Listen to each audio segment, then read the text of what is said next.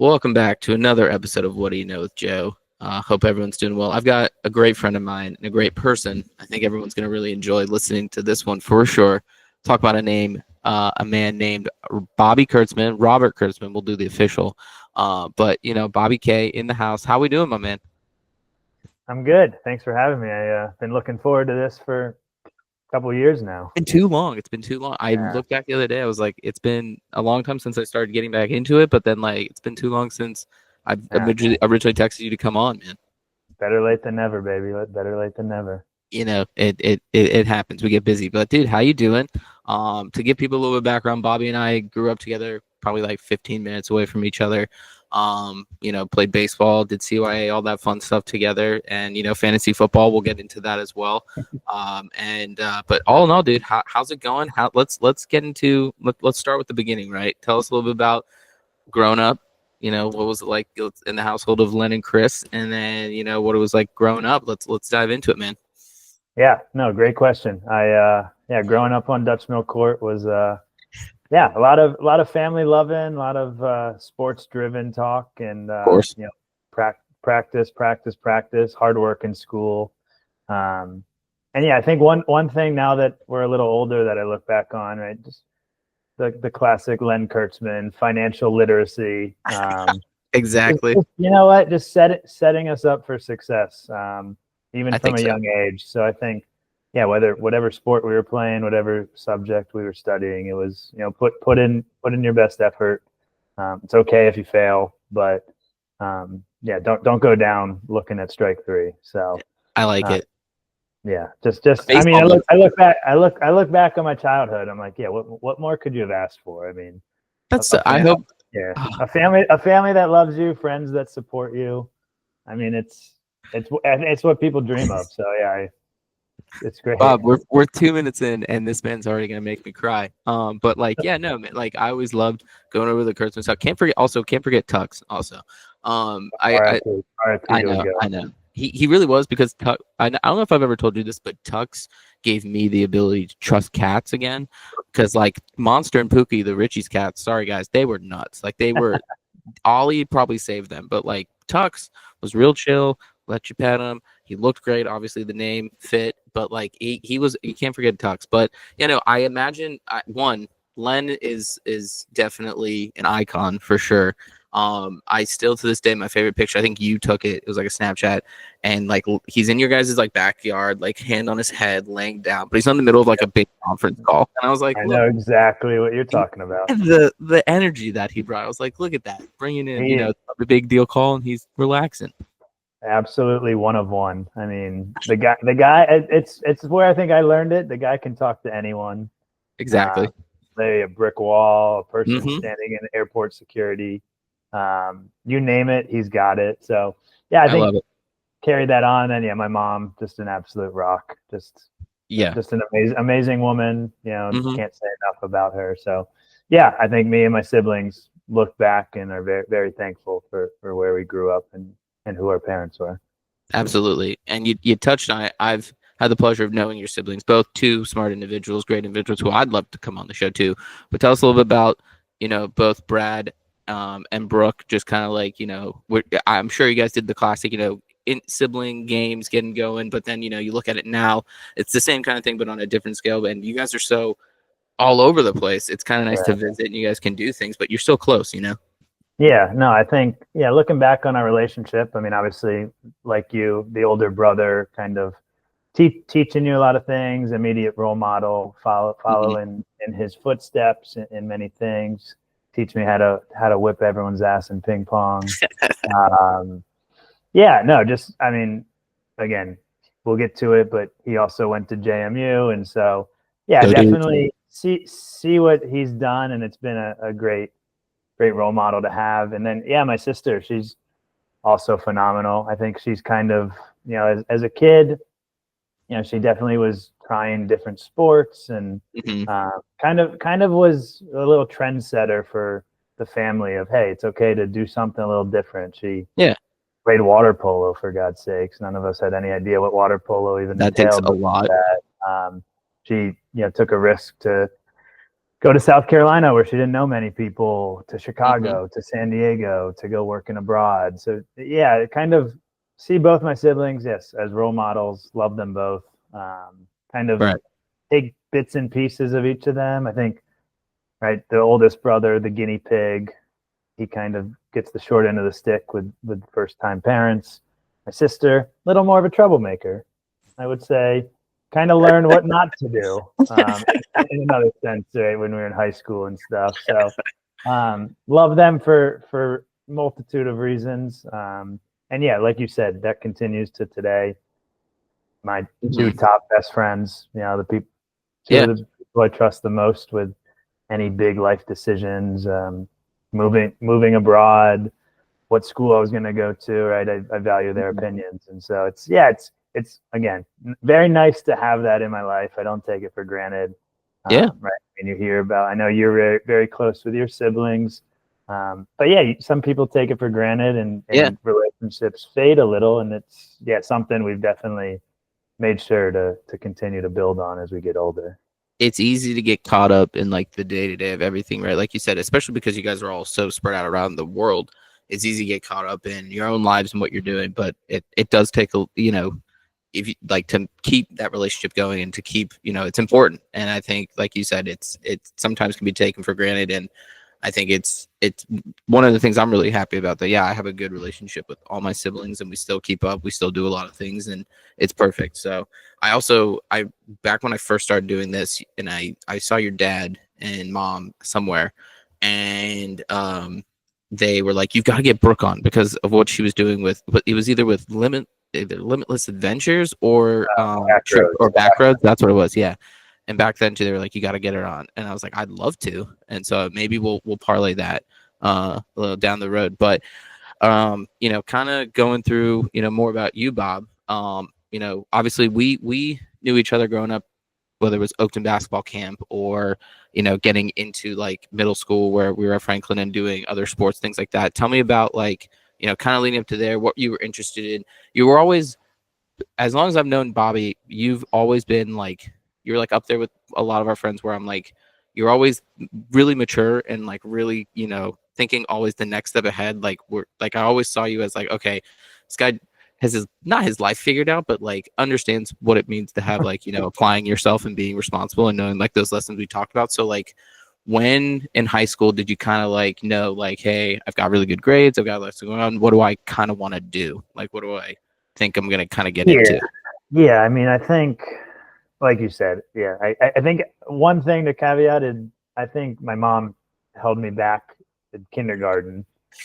Well, I'm on the older side of our grade, right? And I think You are, that but yeah. that plays a role. I mean, not only did it help dominate Hmm. in some sports, Yeah. throw that out there, of course, but yeah, I think from a mature Right. level too. Yeah, no, I think again, I think from my parents, just having Yeah. a reasonable foundation, and Right. again, at 5 years old, at 10 years old, yeah, okay, not thinking about my future, but yeah, like 15, 18, thinking about what school to go to. I mean, Hmm. yeah, I think part of it, I didn't get into UVA, so Didn't want to that bring it means, up. Didn't want to yeah, bring it's it up. okay, it's okay. It still holds true to my heart. And look, Uh-huh. in that moment, was I disappointed? I also kind of tried to shape it positively. Like, look, Yeah. maybe I wasn't meant to go there. Right. Wasn't my best friends I met at JMU. I never would have met them. So I don't know. There's so much negative in the world. So I think my parents really did just push, hey, be positive, take the Yeah. most of the opportunities presented to yourself. And yeah, look, I mean, just tried to, right. I know as high school was kind of winding down, I was like, I know we have a really, really good group of friends that I hope we'll stay in touch. And you know what, Yeah. 10 plus years later, we have, thankfully. Right. But at the same time, hey, a little scared, just like, hey, let's Yeah. enjoy this moment. Yeah, I'm going to take advanced PE with the boys and go bowling on Fridays because when am I going to have this chance again? If it's going to You're cause right. me not to get into UVA, it's going to cause me to not get into UVA. But you're And that, happier. yeah, I look back 10 years ago, I'm like, would do it again. Love it. Um, so yeah, JMU is kind of that Go next dude. step. Go Dukes. They want to know in basketball. Right? According to Mr. Lawhorn, we're a basketball school. So We I would love that. Probably has to drive Carter nuts a little bit because Carter loves JMU football so much that like he's like, no, we're basketball school. But I could also see Carter being like, oh, we're totally basketball school, and we just also are nice at football. yeah, I mean, look, we can get into JMU. It's kind of right. The football team was a big part of our We're four kind or of in the five same boat. We're kind of in the five same boat years there. there. But you know what? When you make the NCAA tournament, you beat Wisconsin. The kid's got a point. We might be a Oh yeah, basketball school. and that's fine. We're getting some decent recruits. I mean, Carter, to no surprise, anyone who knows Carter, he likes to call himself. I think it's JMU Shefty. Yep, I There's saw that. a little group chat of some JMU heads. Carter's always breaking news, breaking down the recruits. You know, the schedules, the Right. matchups, and you know what? It's like I love basketball and football. Mm-hmm. I would never do that, but God, do I love having a friend who can just Right. feed Who me can give you information. that insight? It's a shame, right? When you're in Virginia, you can't bet on the JMU games, so got to We expand your actually network a little. we sidebar to that. We kind of debunked that. If you use, have you ever heard of Fliff? No, Dude, it's like one of those like it's a sports book. VPN. No, it's like a sports book, but like it's like a sweepstakes sports book kind of thing where like if Okay. you buy like $50 worth of their cash or their coins, it gives you $50 cash that you can use to bet and Oh, like cash out on it. So, but you can bet on Virginia schools with that app in Virginia. So anyone out there in Virginia listening, go download Fliff. They're not paying me to say that also, which would be tight. But anyways, yeah, no, like we're kind of in the same boat there as far as like because ECU's like a football school, but like we like can't win shit and we can't fucking get a coach. Like we we got haven't our been we the got same our coach nothing. fired. You know, I didn't want to see personal take. I didn't want to see him go just because I know like he had like the standard. He had such a bad hand dealt to him coming in, and then also like the expectation was way too high. Like we're ECU, we're not going to go 13-0 and compete for the national championship. Let's be realistic, but I want to go 11-3. I want to go, you know, I want to get these good rankings, and maybe we have a shot for it. Cool, but like I think he had unfair Yeah, I mean, expectations set on him. when you come from a winning program like JMU, Mhm. that's the expectation. So Okay. you know what? He was right off of an FCF championship. Like that's got to Yeah, be I mean, like there hey, was a lot of hype there. how can you settle for 6-6 Came when you're into go yeah? ahead, go ahead, No, go I'm ahead. saying how can you settle for 6-6 when all you know is 11-1, 12-0? Yeah, Hard to blame the guy. I get it. And then also like coming in after coming to our place, beating us at our place as JMU's coach, and coming in being like, no, I kind of run shit here. I mean, there were like, I get it. He kind of like it was a good hire. I wish him nothing but the best. He'll get picked up soon.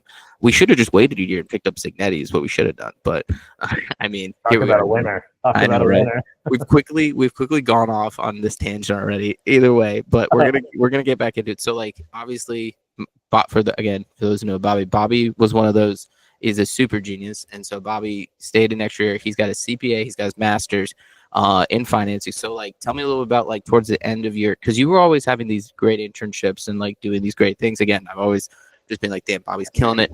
So like, what were you doing? Or when did you kind of like? Was it around junior year, maybe like that, or like senior year that you're like, okay, like I'm starting to like gonna apply to like these schools, or like when did you kind of start like that process of your career being like, all right, I know I'm gonna get my CPA, I know I'm gonna stay next year for my master's, which is as I think an excuse to stay an extra year at college because JMU is also a really fun school, but when did you kind of start narrowing down and then like talking about jobs like because you did have an eclectic background talk a little about those internships and then like where you were looking to work after school.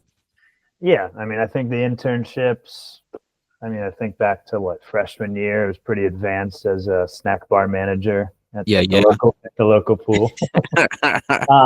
But yeah, I think it was after that I worked for like this small like telemedicine company that I just worked with their accounting and finance team, just as any 19-20 year old, just like, hey, give me $12 an hour, sounds great. Just need experience, man. My parents want me out of the house, so exactly. Yeah, no, I think they're kind of right. You start to see things you like, things you don't like. And I think for those who don't know, like the standard accounting path. Yeah. Yeah, I think what is it? Junior year. After junior year, they have like these externship programs. So Hmm. you interview, but then you kind of get invited to these externships that what a 2-3 day event. Actually, I went to one in Chicago, which was Hmm. pretty sweet. But most of them were kind of like at the Ritz in Tyson. So I mean, they put on a show to Sure. try to wow you. And then out of that, right? I don't want to say everyone gets an internship, but a lot like, you get an internship Yeah. offer Yeah. after senior year. You do your internship, which talk about a great position. I mean, Hmm.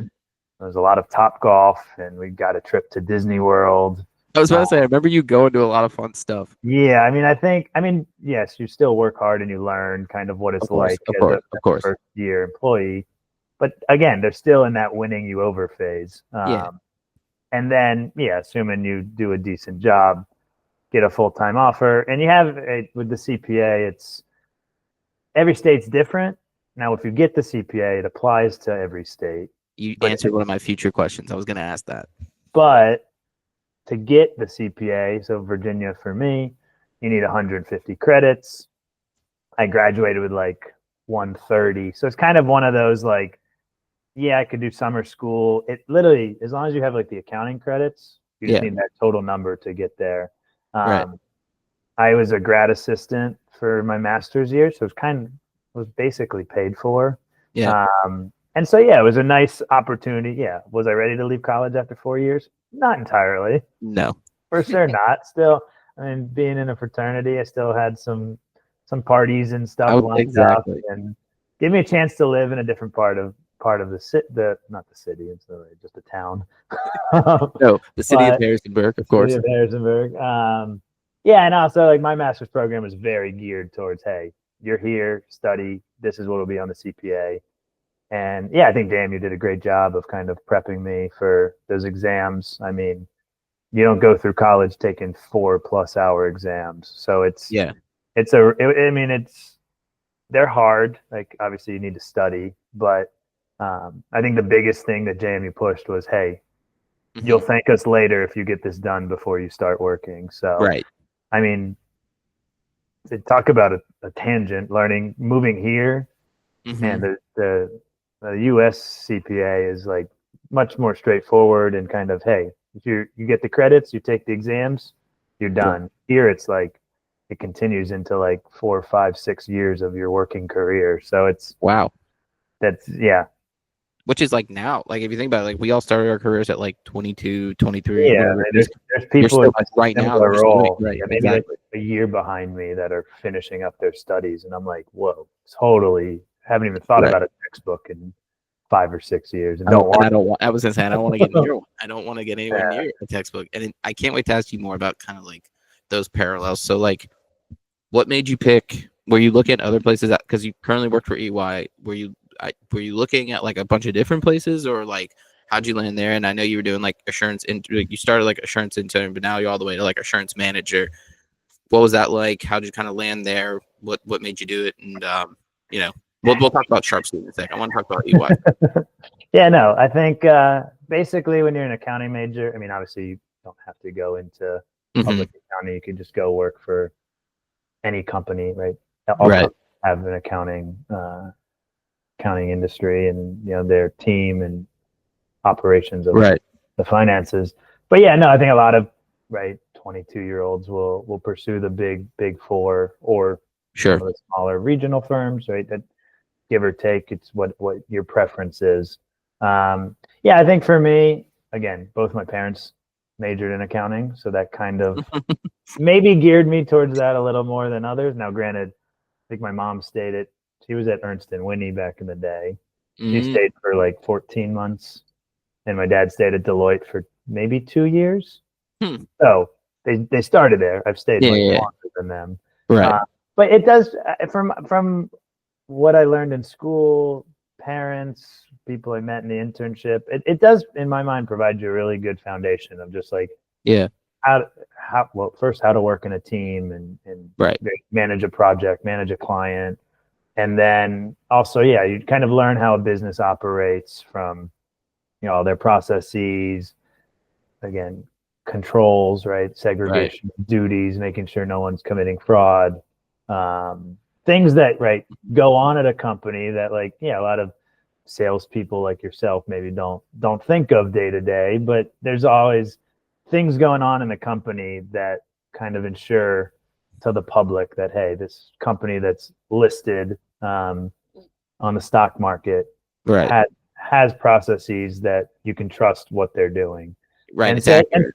and so that's the audit side of things. I mean, yeah, you could go into tax, you could go into consulting, help implementing maybe accounting practices at companies. But yeah, no, I mean, with audit, I've been with it, looking at the calendar, 6 years since my internship. Yeah, I mean, I think it's a really good foundation. And yeah, look, you get to the point as you keep climbing, right? More and more people leave, so people start to figure out exactly what you want to do next, or do you have partner aspiration goals? I'm still sort of in that. I'm pretty happy with what I'm doing and where I'm at, and so I continue with it. Time will tell how long that is, but I think that's kind of part of the journey, is just continue to learn and grow and take it from there. Yeah, no, and I appreciate you kind of diving in the different. I mean, I'm sure, like you said, if you understand that path, if you understand what it is, makes sense. But for a good bit of my listeners who don't know what an insurance manager does or what the difference between is that, so I appreciate you diving in there.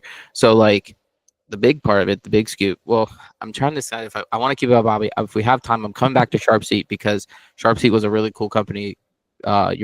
Your brother started Sharpseat, right? And like, let's dive in. Because this was people really want to know what Brad Kurtzman's been up to. He's a genius. 10+ years. Let's find out. Yeah. So I mean, so was Brooke, by the way. So was Brooke. Yes. I'd love to talk. Right. We can't play favoritism here.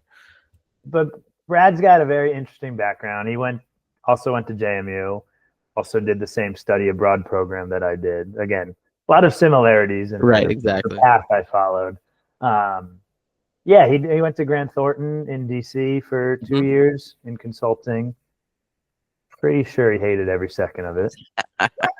And I think, he must have been 23, 24, and decided with some friends to go in on some Capitals season tickets, split some games, right? You're 24, you love hockey, who doesn't? Right. Let's go in together. And the guy selling them had 2 extra. And my brother's like, hey, maybe I can go to some games. Maybe I can sell some tickets if I can't. Yeah. Quickly learned, hey, when the Rangers are in town, when the Penguins are in town, those $30 tickets are selling for $150, $200. Right. People want to see the good games. And when the shit teams come to town, you break even, whatever. Who cares? It didn't go. And so that's kind of when the switch flipped of, hey, there's something here. And so fast forward like another year, quit his job, convinced 2 of his buddies from JMU to quit their jobs, and which is a hell of a sell. 25 to kind of go all in. And it started with sports. It developed into concert, kind of bad view in the public's eye of, okay, here's people buying tickets and reselling them on StubHub. But if there's a market, it's going to be capitalized by someone. So my brother was like, hey, why not me? And so, the 3 of them developed this ticket company that emulated StubHub, was trying to be more transparent from hey, StubHub will tell you it's $100, but when you get to checkout, it's really $140 with their fees. Their whole thing was, let's show up front. This is the price. This is what you pay. Right. They gave me and Carter an internship, which it looked great on the resume when you're 18, 19, let's say. Sure. I mean, I think it was trying to help. It was right. They're still building. It was helpful. Right. And lead generation and trying to just find, some free advertising on Facebook and stuff like that. I think the problem they ran into is, hey, you got to put in a lot of money to these small startup, especially these ticket companies. Yeah. To really see the benefit. I mean, so the company kind of fizzled, but but they all have kind of stuck with, as a little side hustle. yeah, there's, yeah, I mean, I'm sure there's a Why lot not of take a shot? losses. There's a lot of losses that they've all take, but there's a lot of gains too. Hmm. And yeah, if they can capitalize, I think my brother's really he's very thought provoking and seeing where the market's coming. Like Hmm. Lionel Messi to Miami, Yep. the guy went and scooped a bunch of future home games Smart. right before it was announced. Hmm. And when it's announced, boom, Right to the rip. there's a ticket surge. There's getting the gains. So Hmm. yeah, very cool. Yeah. Very more risky than kind of maybe that's why I've stayed with EY for 5+ years. Is like, yeah, I like to know I'm getting my paycheck. I mean, he Right. flat out quit his job and was just like, I'm doing this Scary. full time. Yeah, I mean, right? He's But you got to do it if you're gonna do banking that. on himself. Yeah. Um, yeah, sometimes my dad's like, you should do it too, and I'm like, I prefer. I helped him on the side in college, like buy and sell some tickets, get a Right. little, Right. Right. but yeah, no, very interesting thing to take in as a little brother of like, whoa, my brother's got some balls to go and do this, and It does take balls because like you said, you're like, I hate what I'm doing. I'm gonna just try this. And like you said, I'm betting on me, I'm betting on myself, and um I'm gonna go for it. And why not? Because like everyone who's been successful, I wouldn't even call it like their physical, like was a success, right? Because like you tried something new that you weren't you wanted to give it all because why not? What's the worst that can happen? You're already, like you said, he's already set him up. So let's just you can always go back to those Grant Thorntons, right? The EYs. You can once you succeed or done the, you can do it again. It's the trying the new. Why not see what's out there? By the way, got to ask, what are we having to drink with this interview? a little Well, light beer, oh, okay, all right. I was gonna say, all right, I like it. There we a go. little Get relaxed. some slight. You know, nice. It's 8:30. Don't blame me. No, I was about to say it's 2:30 here, so that makes sense. So how did you? Yeah, so from Dutch to Dutch, how did you go? How Here's did the you next. end up? How did you get there? I know you have family in Belgium, or like was originally from Belgium. So like, did that play any ties? Like, how did you get to go to Amsterdam, and then what led you kind of to stay there? How's it been? What's the office kind of like? What's some parallels you see between, what's all that? Talk about that part. It's a loaded I remember question. because I remember when you said you're going. I was like, oh, you like. I know you were traveling and stuff like before, but I was like, oh, you're just going on a long trip. And you're like, no, I'm moving there, and I was like, what? Yeah, You're just moving there? What? I How does that was. work? Can you pay? Do you have that currency? What are you doing? Yeah, I mean, loaded question. Great question. Yeah, I think it stems from a couple places. The main one, so like I mentioned, I studied abroad in Belgium, um, kind of through JMU's program. And what's hard to hate about 12 countries in 15 weeks while you're studying and studying Pretty and nice, right? uh, Really getting the kind work of done. kind of seeing the world. And then yeah, coupled with the fact that yeah, my grandma was born in Belgium, since after World War II moved to the U.S., but still have cousins, family Yeah, here that we've stayed in pretty good touch with, and I think is a special connection that not a lot of absolutely, people I think have. Right? I mean, a lot of us know that we come from certain areas in Europe per se, but absolutely. no contact. So it's a very special relationship. Hmm. So much that yeah, 2 years ago I stayed, and my sister came over, and we just stayed with them and kind of enjoyed their Christmas, their traditions instead of going back home, which is like, yeah, very wholesome. So I Yeah, think it was a combo of those two of like, hey, I have the family that would be nearby. I left the study abroad thinking, man, if I ever, I don't know if it was EY at the time or just another company. Yeah, if I ever stay at a job long enough and the opportunity presents itself, would be awesome to go live in Europe. yeah. Where exactly was Amsterdam locked and loaded number one? No, I came here for like 2 days when I studied abroad and did all the basic tourist thing that I'm sure you and everyone listening is thinking about. Um, that, yeah, for those who haven't been, yeah, obviously coffee shops and the red light district. I was And like, Bobby went window shopping and just yeah, hanging around. I mean, it was, yeah, when you're 20, 21 and a tourist, yeah, you're going to do that shit. And Hmm. so, yeah, it wasn't Amsterdam off the get go. I actually, because at EY, right, you get like at most companies, you get like a little counselor, buddy, someone who you don't Right. work with, but yeah, if there's something about your day-to-day work or something, future goals, great reference. So yeah, I went to my counselor, like, hey, a few people from our office had come to Amsterdam. I was like, what are your thoughts? Is that a possibility? Or if Right. not, is there other locations? So it actually came down to, I don't know how many people know this, London, Amsterdam, and Sydney, Australia. I had no idea. Yeah. So the Sydney, Australia sounds amazing. I've never been. Really far. I've always wanted to go. Yeah. Talk about like, hey, I still want to stay in touch with my friends and family. And You could, but you're just a day ahead. And yeah, you're maybe I'm getting one visitor a year. I mean, mm-hmm. for everyone that knows me and Joe that hasn't been to visit, come and visit.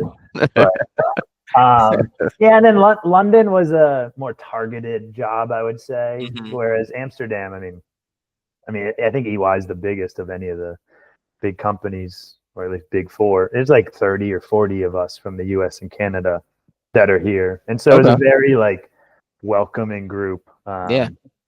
You know, a couple interviews. Hey, you got the job. It's like, That's whoa, sick. okay. Yeah. Sweet.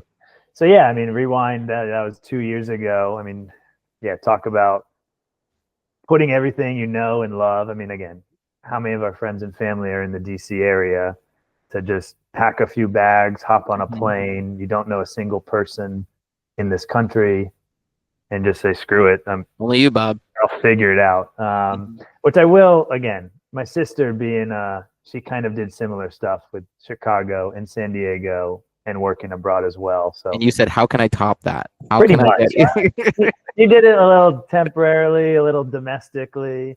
I mean, like right after college, when our friend Corey moved to San Diego, it was like, oh shit, Corey's going for it. Yeah. And so, yeah, no, I mean, it's not like, hey, yeah, I'm trying to prove anything to anyone. It's just for me, this is like living out my dream. Right. Why not? And so, yeah, I mean, look, 26, had nothing tying me down of like, if not now, when. Right. And so, yeah, I mean, I think that was kind of the why. Now that I've been here, yeah, I mean, talk about great international experience.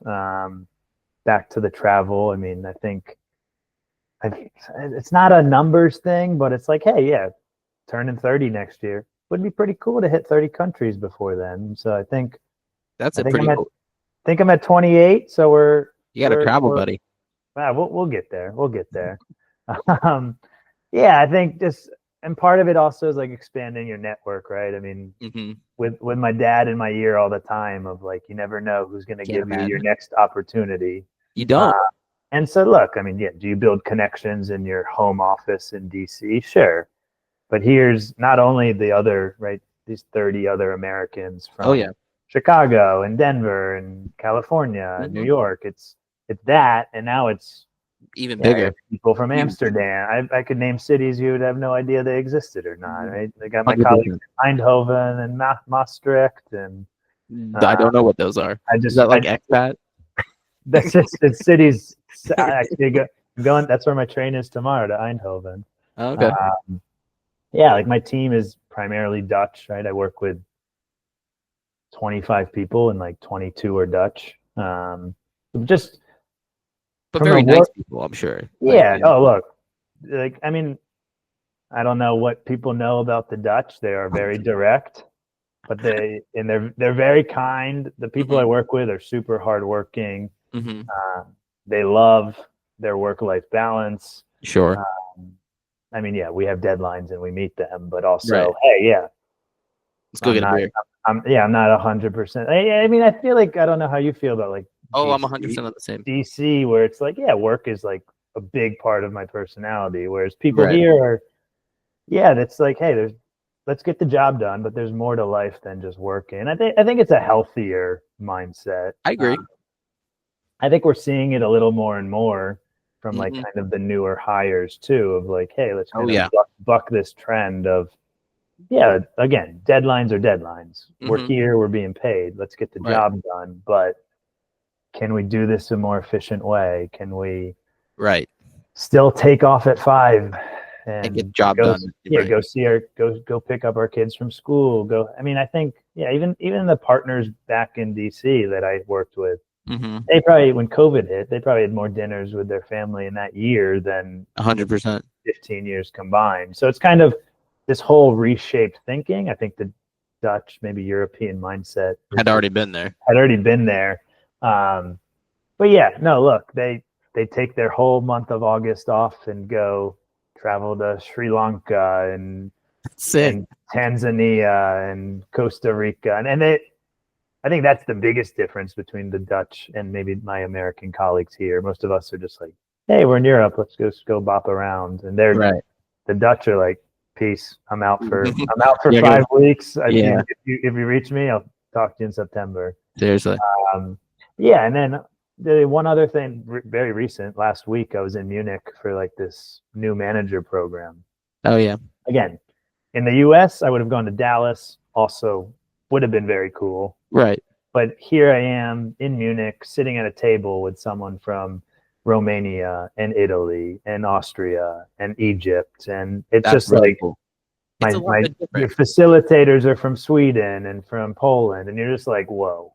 Like I catch myself taking a step back of like, you can't replicate this in the U.S. and if you are, it's not going to be the same. No. So yeah, I think the expanding of the network from a professional side will be worthwhile, regardless of how long I stay. Like the connection. I agree completely. Yeah, just very, very eye-opening, very interesting kind of experience I've had.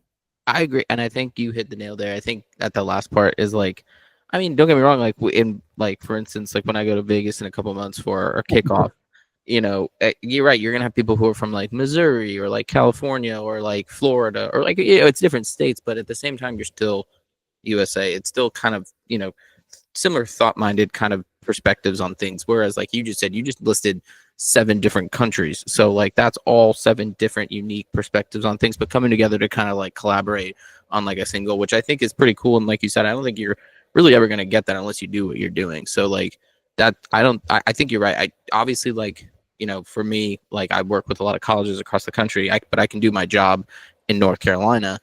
Like you could do your job anywhere. It's just a matter of like how can you like take that, but also like you said, growing the network, growing something that may not even be in existence yet, but like you're putting the tools together to make it. So that's really cool, man. I think it's awesome. I really do. It's like something not a lot of people will ever get to do, let alone travel, let alone work somewhere else. And I think it's something that you're gonna look back on and be like, this was something like you lend to you to your future offspring. You're gonna be like, you need to try this. This was pretty sick. Yeah. And actually, my dad did take a job in London before I was born. So maybe there's a little trend in there as well. That's why you were also like, I can't go to London. It's been done before. We got to keep. It has been done before. I need to one up him. Exactly. We got to go next. Next one's gonna be, your kids or whoever's kids are gonna be like, we're gonna go to space. We're gonna do that. We're gonna be EY or like PwC employees in a fucking satellite on the way. Right. Exactly. So like, is it? I equate it to the Nick Kroll show, is like because I'm trying to also keep on task. Is it like, speaking of like work-life balance, or is it like what Americans think it is, where like, you see jokes on Nick Kroll where it's like, yeah, you guys work for like an hour, 1.5 hours, and then like smoke a bunch of cigarettes and eat chocolate. Like what's the, being that you've worked in both, what's it kind of like have you, some differences, but also maybe some similarities too? Like give me 3 of each.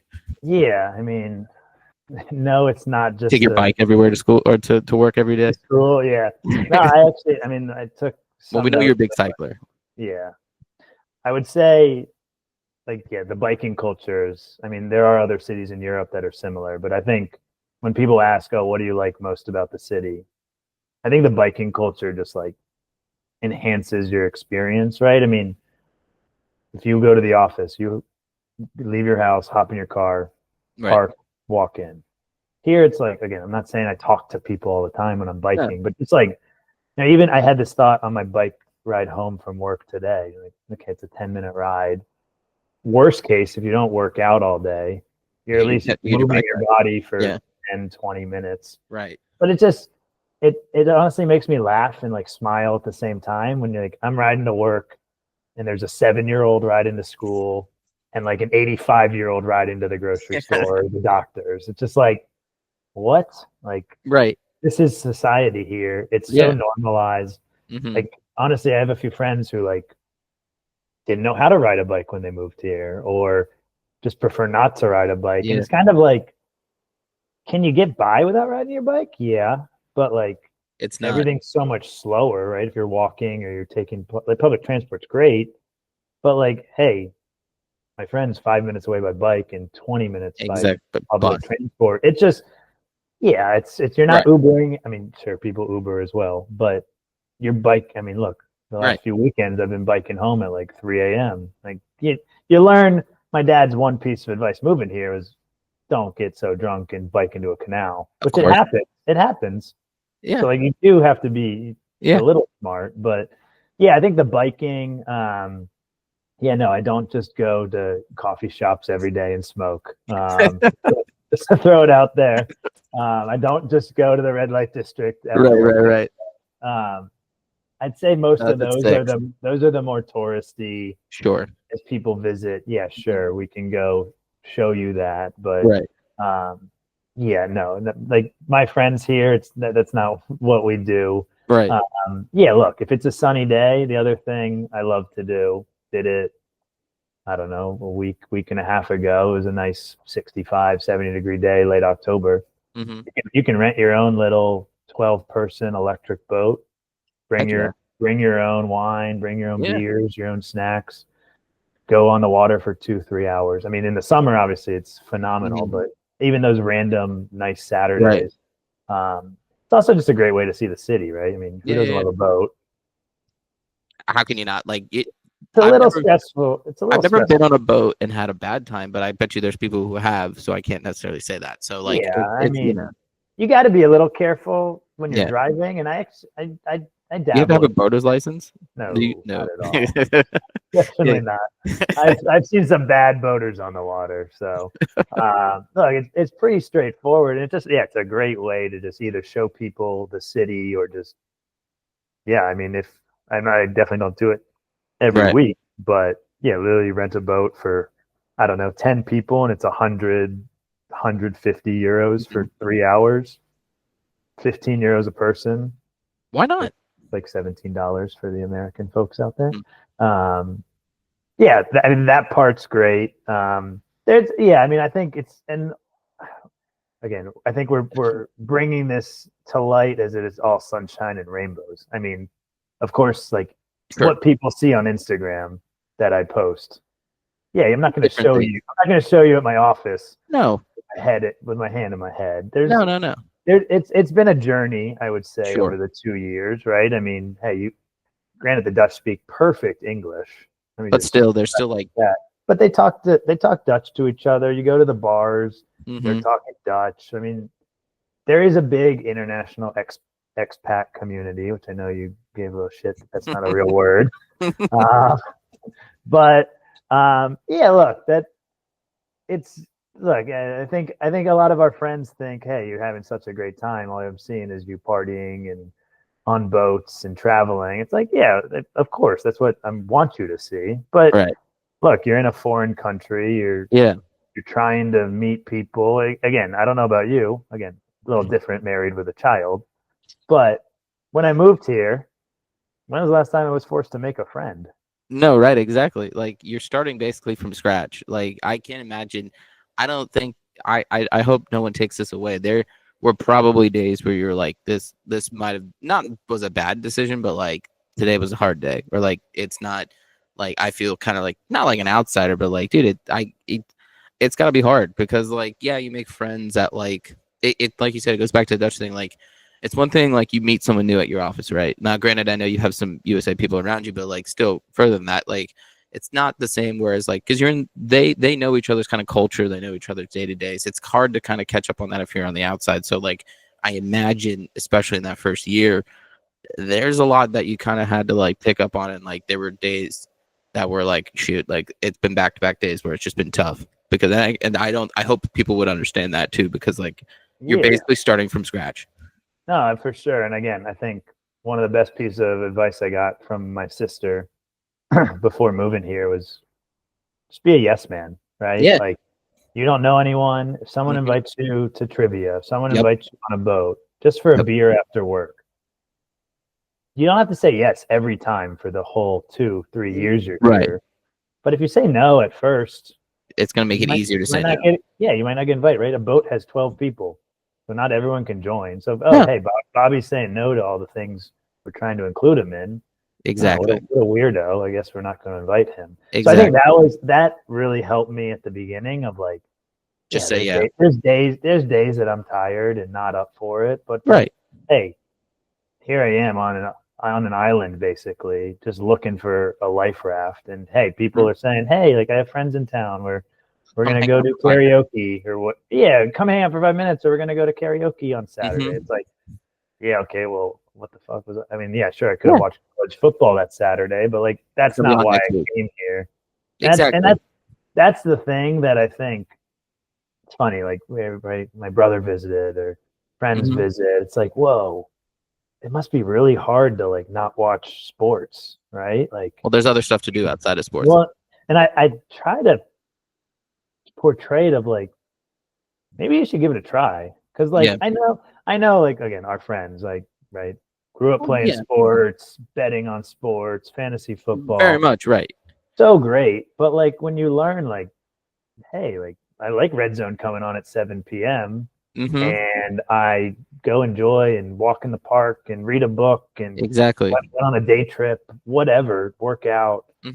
Yeah, I mean, again, I'm sure some people will hear this and go, God, what a loser. But like, for me, it's like, man, the primetime games.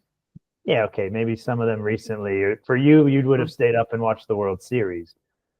Yes, a bunch of us Americans do watch the Super Bowl because that's like the one exception of like, okay, this is hard to replace the Super Bowl. But besides that, YouTube highlights, 10 minutes, boom. Cool. They win, they lose, great.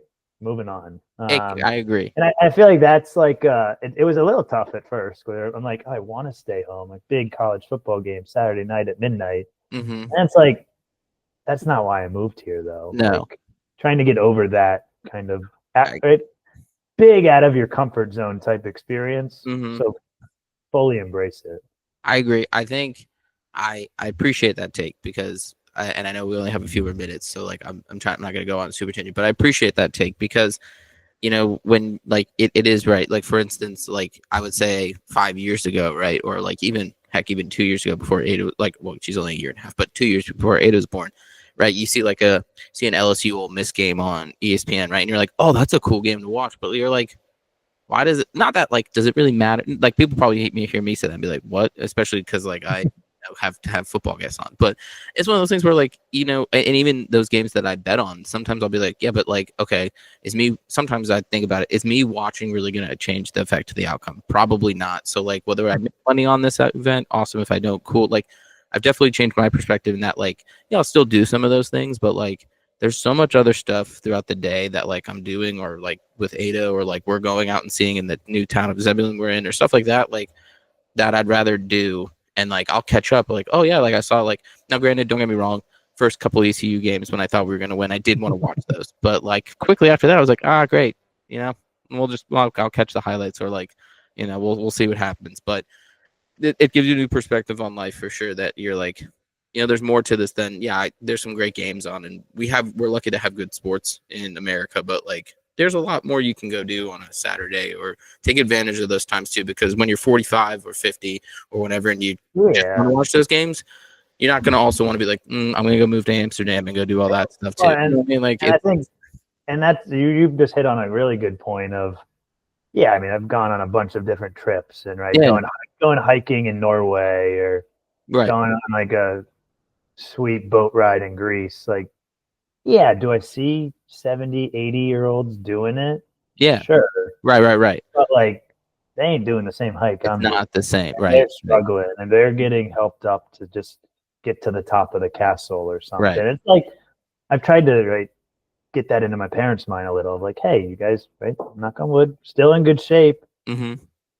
Come over to Europe, go do shit. Because I mean, it's so easy to put it off, right? I'm going to do this when I'm older. I'm going to work, and then I'm going to retire. It's like, we don't know how long we have. So exactly, that was part of the reason I moved here. It was like, hey, why not?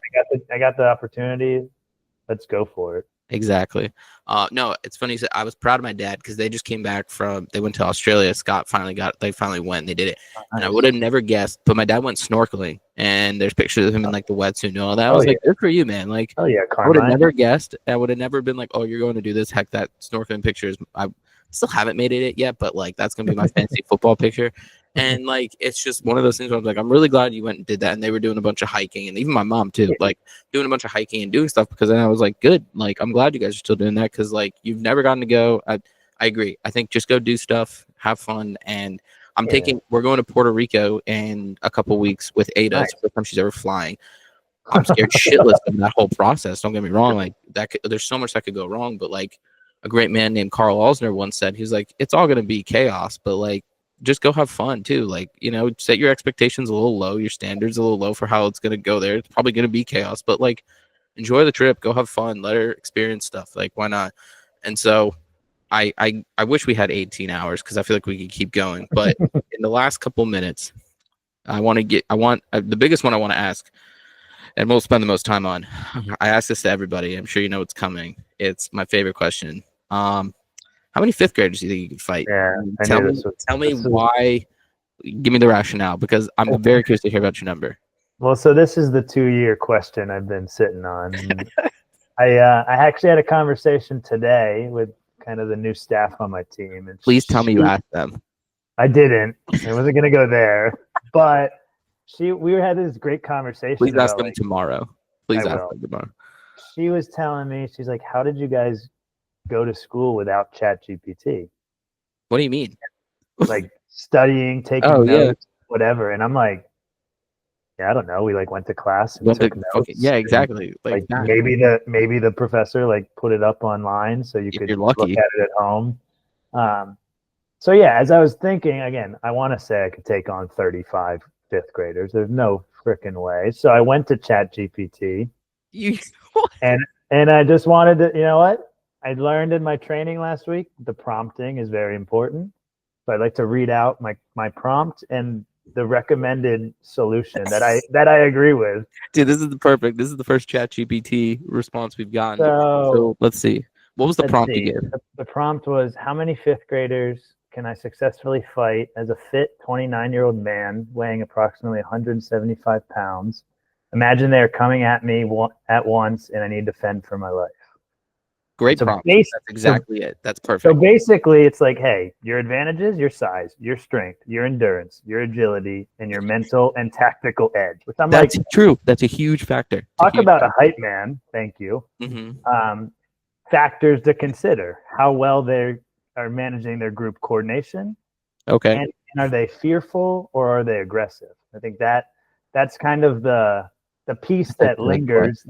Some fifth graders would be scared shitless. I think so. Other fifth graders would be like, we're taking down the big man. Right. And so I think ChatGPT's theoretical estimate says if they're coming at me all at once, to the best of my ability, 5 to 7 fifth graders, I think I can handle.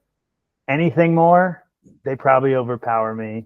Anything less, I'd probably swat away like a fly. So I respect that. 5 to 7. It's kind of teaching me, man, maybe I should use ChatGPT more in my day-to-day life. That's 100% more realistic of an answer. I like that answer a lot. 5 to 6 is realistic. Case in point, I'll say him again. Carl Alsner, I think he's 6'4", defenseman in hockey, plays against arguably some of the toughest people in the world. He said like 7. And I'm like, and that dude, makes me feel good. Exactly. That's why I was like, so when people give me their answer, and except for like Dwayne Harris, who I think was still to this day just fucking with me, people give like these 20, 25 answers. I'm like, what makes you think you're so tough? Like, you're not, there's no way you're going to do that. There's just no way. Kid, it's still a kid. It's still a person. God forbid one of them like hits you in the knee and you pop, like you're. I mean, look, I'm like waking up with aches and pains and weird spots these days, and I'm like, I can't squat without hearing a crack in my knee. Yeah, why is my hip like making that noise or something? So yeah, I think 5 to 7. I mean, I kind of forget how big we were or small we were, but fifth graders are built different nowadays too. They are. I mean, so I was about to say, like, it's just one of those things where 5. That's a very respectful answer, and I appreciate the prompt that you gave ChatGPT because Yeah, that's I want to. that's I don't want very to. fair. I don't want to sell myself short either. I think that's fair. Last couple minutes, real quick. I want to leave it to you. One, we'll do like they do 5 minutes in pardon the interruption. We're gonna do 2 minutes. Give me a quick 30 seconds on current state of the Texans, fantasy football commissioner, and maybe something else you want to. Okay, wait, we've got the Stroud jersey in Amsterdam. Not the Stroud jersey. Shred 'em, Shroud. They're doing good. Did you think they made? Did they make any? They didn't make any moves yesterday, did they? No, this is where it's hurt. You might not like this answer, but I think my ties to the Texans are fading a little. Why? Something about Jaden and what he's doing with Washington's bringing me home. God, are you kidding? I know it pains, but I have no connection to Houston. I'm starting to realize I've never even been to Houston. Granted, the jerseys, the fat heads, the T-shirts, the hats, why I supported them as a 6-year-old, I don't know. I still will always have a place for them in my heart. I don't think they're for real this year. I think they need a better line. Yeah, their line's horrible. Fantasy football commissioner. Yeah, let's see. I think I equated. What was I thinking earlier today? You told me. It's like a summer camp counselor that just get paid fucking nothing. You're just dealing with a bunch of whining babies who 100%. Either got you or Brian or what do Matt. I say? What are you saying? Fuck me for? What do I say? Okay, you got your yappers. My biggest qualm is that I've beaten people head to head, and they're still ahead of me in the rankings, so I get screwed out of playoff spots. So as of November 6th, you're in first place. Let the crowd know that Joe I have a good team. I have a good team. What can I say? Yeah, I feel like I'm like a camp counselor where you got like Corey. You got Corey and Colin and DJ who you don't know if they're even playing. Which they are. And then you got like Carter who just yaps and he's 0-9. He's on a more impressive streak. I don't think we've ever seen someone legitimately trying to go. And it's a non-McCaffrey 0-9. I know. Exactly. I know some McCaffrey 0-9. Which makes sense. He's just really bad. I don't know how it's happening. I saw him lose again this week. I was like, he might go 0-16, and if he does, we got to come up with the ultimate. That's impressive. I want someone to at least I saw it this summer. I want someone. Our punishment, I think, should be you have to try out for either the line team, like the drums or the cymbals or something, or you need to do something else. I'm all for it. That would be great. Yeah, a couple other points to hit. I know you sent me some questions. I think, definitely my dad would be the one I think you would get the most out of interviewing. I think I'm itching to get the man's got so much in his head to share with the people. I'm not even going to ask questions. I'll be like, you might need to set a 2-hour window for that one. That one's going to be a lot. Yeah, and then I think just a couple other things. One, I think just back to the Amsterdam experience, if anyone was interested in moving abroad, A would love to be a point of reference or give some insights and tips. 2, if you can move with a company, makes it easier. Way easier. I mean, the visa, the appointments, right? Things you wouldn't even think about. They're like, hey, fill out this form, show up at this appointment. Yeah. Love it. Yeah. Last thing for the people, and this is a shout out to our boy David Reed. For anyone like me, who's or was, now I have, teetering on do I still have hair? Do I not still have hair? I have a handy tool right here. It is the Remington Boulder Pro Lifesaver. Oh my god, I love it. Lifesaver. D Reed hit you up with that because of he had to use it? No, D Reed just been telling me for years. Bring it home. Bring it home. Shave it. Yeah, I know. I mean, I think you did. It looks great with the beard. It's quite a good amount of compliments, and I think I did it for the first time in August. Yeah, bring it home. I think Blake Bortles said that on Pardon My Take to just hey, if you're fighting it, just go for it. You're just fighting yourself. Exactly. So I feel more confident. I think there's probably people out there that are thinking the same. So that's just if you don't get anything else out of this last hour, bring it home. I love it. I remember your roots and bring it home. That's a hair pun. But I think I love it. First off, it's It looks good on you. You look sophisticated. It's a perfect. The beard's nice with it too. It's a nice. Yeah, if It's a you nice can't look. grow a beard, be hesitant. I mean, you look at the greats. You already mentioned Len. Look at. I mean, another one right off the head, Dwayne the Rock Johnson. He went all in. I mean, you got great people who've gone all in. Why not try? Why not? It looks great, Bob. Don't let Thank anybody. you. So Appreciate it. I wish we had 40 more hours in the day to keep talking because it's been such a fun time, dude. And like I appreciate you coming on. I can't wait for everyone to hear this. Is gonna be a lot of fun. And dude, just thanks. And I can't wait to I know you're coming back in November. I hope I'm there. I might be in Puerto Rico. But needless to say, we're gonna see each other soon. It's gonna be great. Man. Thank you. Thank you for having me. And You're the best, Bob. Looking to be back sometime soon. Absolutely. No problem. Take care, man. You too, Thank Bob. you. Peace, brother. Bye. Later.